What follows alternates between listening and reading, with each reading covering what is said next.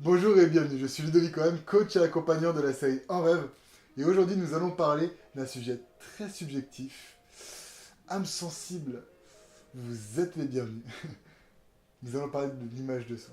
Petit rappel, l'image de soi est l'un des piliers de l'estime de soi. L'estime de soi contient l'amour de soi, l'image de soi et la confiance en soi. Pour en savoir plus, revenez sur mes vidéos précédentes. Finalement, qu'est-ce que c'est? C'est une évaluation fondée ou non sur nos qualités et nos défauts. Vous comprenez donc qu'ici l'important n'est pas forcément la réalité des choses, mais la conviction que l'on a de la réalité. L'utilité, c'est que l'on peut faire davantage progresser nos qualités et aussi faire évoluer nos défauts. À bon entendeur. Vu que l'image de soi ne tient pas forcément compte de la réalité, il est donc complexe de l'observer et même de la comprendre parce que nous n'avons pas le même regard sur nous-mêmes que les autres. Un exemple. Il y a quelques années, je faisais énormément de musculation. Arrivé à un certain niveau, des personnes me voyaient comme une machine, et pourtant, moi, quand je me regardais, j'avais l'impression d'avoir un physique lambda. Aujourd'hui, avec près de 10 kilos de muscles en moins, je me rends bien compte de leur point de vue quand je regarde mes anciennes photos. Cet exemple prouve bien que notre image de nous-mêmes évolue en fonction des habitudes que nous prenons. Il est donc important de choisir des habitudes aidantes. La façon dont on se parle, comment on parle, la façon dont on se tient, notre hygiène de vie, et j'en passe. Un autre exemple. Une personne m'a dit un jour « je t'aime pour ton humour ». Or, à cette période de ma vie, j'avais de gros doutes sur mon humour et je n'avais pas l'impression d'être quelqu'un de drôle. C'est en ce sens que l'image de soi est assez subjective. Quand on a un niveau d'estime de soi bas, on peut parfois penser être porteur d'un défaut ou d'une limitation qu'on n'a pas en fait. Je suis sûr que ça vous est déjà arrivé de parler avec des personnes en pensant que vous aviez un défaut ou un manque de compétences quelque part et qui vous ont dit « mais non, mais pas du tout, ça peut être physique, ça peut être un trait de caractère, un comportement... » Je pense que vous êtes au courant de tout ça. Vous comprenez maintenant que votre regard sur vous-même peut être votre meilleur allié tout comme votre pire adversaire. Travaillez sur votre je suis et dites-vous uniquement ce que vous voulez devenir. Votre cerveau image ce que vous dites. Donc si vous lui dites ce que vous ne voulez pas être, il le deviendra car c'est l'image que vous lui avez transmise. Vous pouvez le biaiser en utilisant le ne pas. Plutôt que de dire je suis maladroit, dites plutôt je ne suis pas adroit. Attention à vous en rappeler. Vous voyez, j'aurais pu dire attention à ne pas vous tromper, mais vous l'aurez compris, ça n'aurait plus aucun sens. Il faut vraiment que j'arrête avec les jeunes. Je vais quand même rebondir sur un sujet qui est passionnant, c'est celui des étiquettes. Pour l'image de soi, il m'a semblé important d'en parler. Donc les étiquettes que nous nous collons et ceux que les autres nous collent. Pour faire simple, déjà, choisissez les étiquettes que vous voulez vous coller. C'est aussi simple que ça.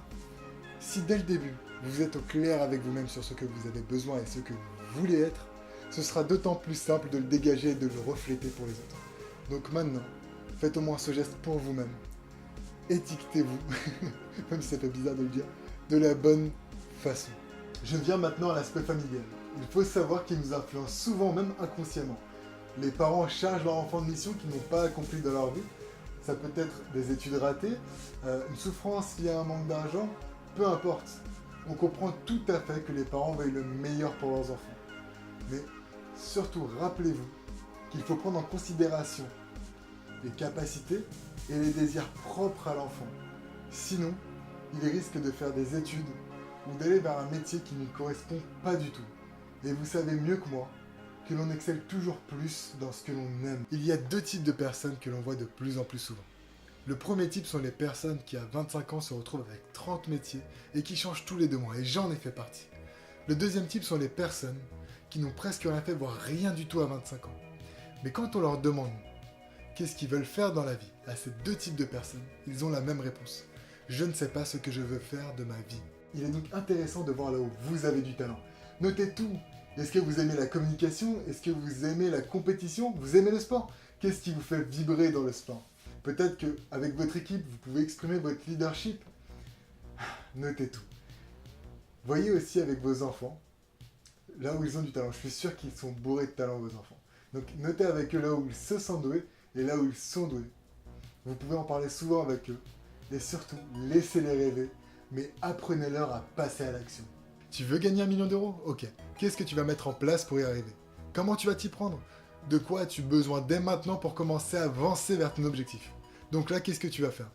Demain, si tu as atteint ton objectif, qu'est-ce que ça te permettra de faire ou de devenir? C'est ok? On continue. Il est important de prendre en considération nos capacités réelles. Si demain une personne qui n'a pas couru depuis 7 ans et qui est un gros fumeur me dit « Eh Mimi, Eh Mimi, vous savez quelles sont mes godasses? Non, parce que demain, c'est bon, je cours pendant 4 heures. Sérieux, mais ça fait 7 ans que t'as pas couru. Oui. Écoute, ramène-moi mon paquet et un petit verre de rouge, on en rediscutera, ok? C'est déjà super, parce qu'il a un objectif. Il veut courir pendant 4 heures. Le bémol se trouve dans une notion de temps et d'hygiène de vie. Il est donc intéressant dans un premier temps de s'évaluer sur plusieurs jours afin de savoir quand, comment et pourquoi pas avec qui atteindre cet objectif. Cela permet d'obtenir un regard objectif et sans trop bousculer notre estime afin d'éviter une déception due au décalage avec l'image de soi erronée. Je vais vous donner un exemple concret. Quand je vais à la salle de sport, j'ai toujours un calepin sur moi sur lequel je note tout ce que je fais. Nom du mouvement, poids de charge et nombre de répétitions. Cela me permet d'augmenter la charge ou de faire plus de répétitions les semaines qui suivent. Attention, ça ne veut pas dire que mes performances sont au top tous les jours, mais quand elles ne le sont pas, je peux déjà me poser des questions pour améliorer mes prochaines séances. Ai-je bien dormi? Bien mangé? Comment se portent mes objectifs extérieurs par exemple? Nous avons vu les conséquences d'une image de soi surévaluée. Voyons maintenant l'inverse. Une image de soi limitée poussera des personnes à la dépendance des autres. On peut établir de bonnes relations, mais on se restreint un rôle de suiveur. On ne passe que par des chemins qui ont déjà été empruntés et on a souvent du mal à construire et à concrétiser des objectifs totalement personnels. Ici, on retrouve des personnes qui vivent à côté de leur vie et qui ont souvent peur d'oser. Oser faire ses études, oser trouver ce job, oser parler avec cette femme ou bien cet homme. Donc maintenant, pour retrouver un équilibre, il est important d'oser. Ose dire à tes parents, à tes enfants, je t'aime. Ose écrire ce livre, faire ce sport, danser, chanter, peindre, réaliser tes rêves, écoute ton cœur, c'est ton meilleur allié. Et si tu penses ne pas avoir la force de le faire pour toi, fais-le au moins pour inspirer les personnes que tu aimes. Ta famille, tes enfants, tes amis, tes relations, tes frères, tes sœurs, ta communauté, le monde. Ton nom y est attaché et ça doit compter plus que tout.